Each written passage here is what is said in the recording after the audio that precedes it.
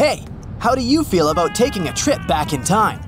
We're diving into the history of the Amazon forest to unravel the mystery of its lost cities. Grab your bug spray and hop on. The Amazon forest is the world's largest rainforest. The environment there can be extremely challenging for human life. Yet, the legend goes that the Amazon has been home to sprawling settlements rich in unmeasurable wealth. Could that really be true?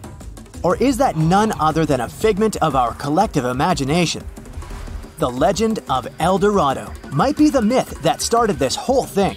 As European explorers began their excavations in American lands back in the 1500s, word got out of an Amazonian civilization that used to paint their leader in gold as an offering to higher powers. The legend of El Hombre Dorado, aka the Golden Man, began to quickly spread around Europe. Explorers got excited at the possibility of finding an infinite amount of gold somewhere deep within the Latin American jungle. And as you can imagine, expeditions to the continent began to multiply with each passing year. It didn't take long before explorers found this civilization. They were known as the Muisca people and were located in Colombia, near Lake Gudavia. The Muisca people had a tradition of painting their leader, aka the Zipa, from head to toe in gold.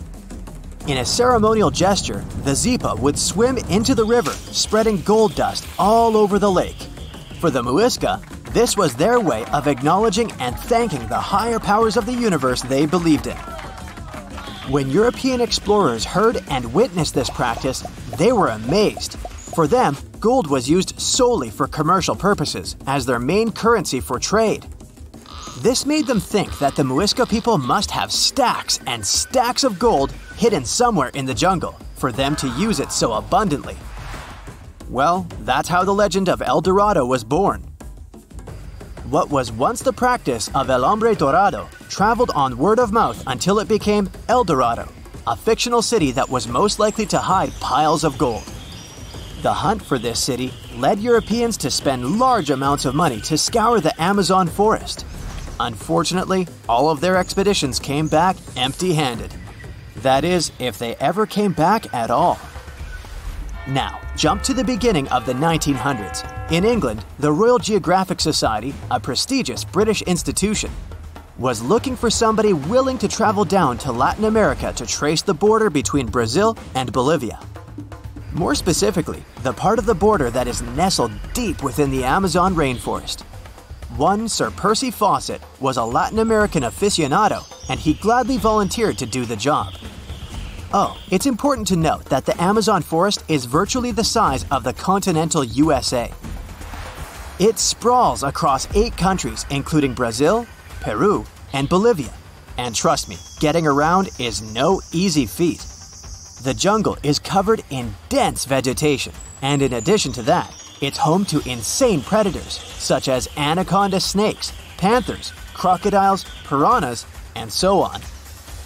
But despite all that, Fawcett was very successful in his mapping adventure and seemed to be wanting to come back more.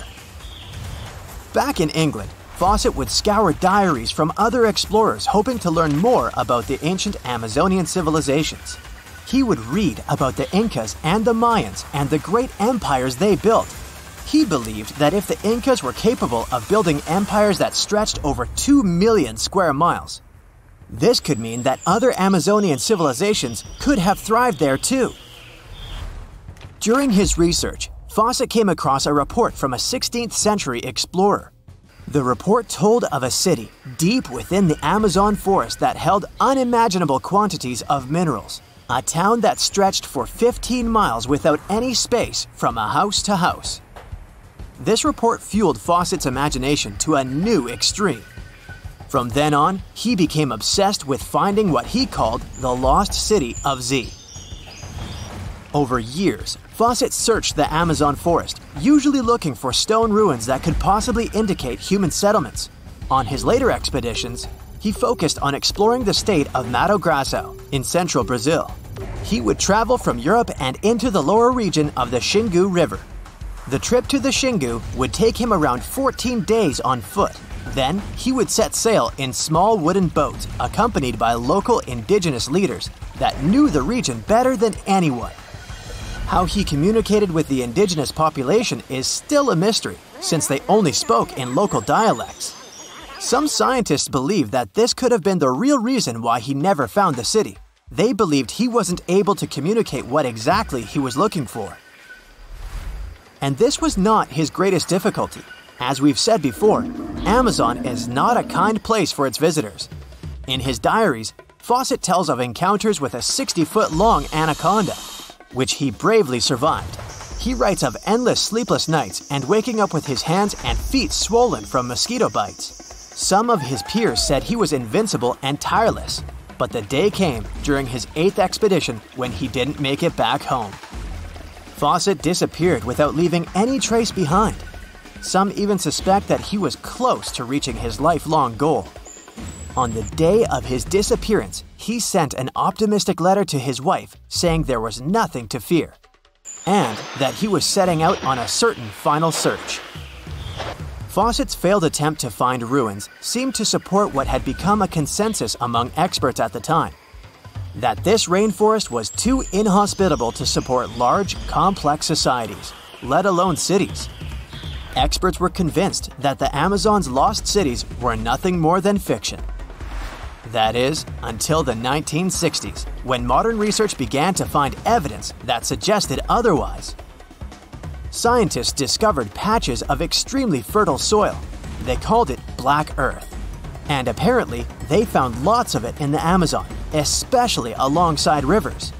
Further research even showed that such soil was created by human waste or the intentional burning of forests, which adds nutrients to the soil below, which could only mean bingo! The discovery of Black Earth was the evidence that large-scale agriculture was possible and probably did exist amidst the Amazon, confirming that settlements could have formed there after all. In the 1990s, along the Xingu River in Brazil, a team of archaeologists from the University of Florida made a remarkable discovery. Working alongside local indigenous people, they found very long ditches. After mapping them, they realized that these ditches were a sign of a big settlement. They were remnants of carefully designed walls centered around a plaza. Some were roads that led to more settlements.